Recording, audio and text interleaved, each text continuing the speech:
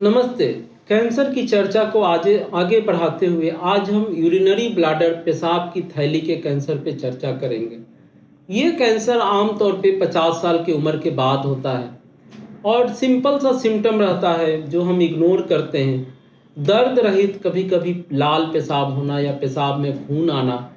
पेशाब में दिक्कत तो बहुत एडवांस स्टेज में होता है। कभी कभी ब्लाडर के अंदर जो गुच्छा की तरह वो गांठ लटकता है तो उससे ब्लीडिंग होती है और वो अर्ली स्टेज कैंसर का लक्षण हो सकता है। तो कभी भी आपका लाल पेशाब हो तो एक अल्ट्रासाउंड अपने चिकित्सक से मिल के और उन्हें लगेगा तो पेशाब का जांच, यूरिन साइटोलॉजी, फिर बाद में दूरबीन वाला सिस्टोस्कोपी करते हैं, दूरबीन की जांच सिस्टोस्कोपी, फिर अगर लगा तो सीटी स्कैन, ये सब करके ये कैंसर को हम कंफर्म करते हैं।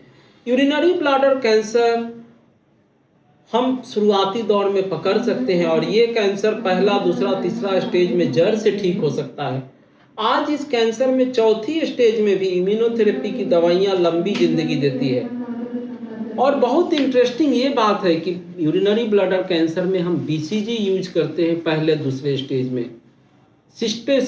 सिस्टेक्टोमी करने के बाद ट्यूआरबीटी जो होता है, ट्रांसयूरेथ्रल दूरबीन से हम यूरिनरी ब्लैडर को देखते हैं, उसको सिस्टोस्कोपी कहते हैं। दूरबीन से जो देखते हैं और उसके अंदर अगर छोटा कोई गांठ है तो उसे काट के निकालते हैं, उसको ट्यूआरबीटी कहते हैं, transurethral removal of the bladder tumour. और उसके बाद उसमें जिस तरह का हिस्टोपैथोलॉजी आता है, अगर शुरुआती दौर में आता है तो हम बीसीजी देते हैं, कुछ सप्ताह करके, साल, 1.5 साल तक बीच बीच में गैप करके इंडक्शन मेंटेनेंस। बीसीजी हाँ, जो टीबी से बचाने वाला, ये बीसीजी अंदर ब्लैडर में जाके इम्यून सिस्टम को बढ़ाता है, हमारे इम्यून सिस्टम को इन्हेंस करता है और वो फिर कैंसर को वापस आने से रोकता है।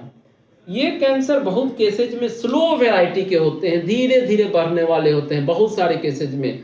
तो ये बीसीजी इम्यून सिस्टम को बढ़ा के, या बीसीजी हुआ या माइटोमाइसिन हुआ, जो पेशाब के रास्ते से हम अंदर डालते हैं साप्ताहिक रूप में, कैंसर को वापस नहीं आने देता है। अगर इसके बाद अगर थोड़ा मसल को पकड़ लिया है या बाहर नोड में आ गया है तो हम केमोथेरेपी दे के उसको छोटा करते हैं और बाद में सर्जरी करते हैं, जिसमें कि ब्लैडर को पूरा हटाया जाता है। कभी कभी पेशाब के रास्ता को बाहर बनाते हैं, पाउच लगाते हैं, या अंदर में ही आंत को, इंटेस्टिन से एक टुकड़ा निकाल के पेशाब का रास्ता बनाते हैं, नियो ब्लैडर बनाते हैं।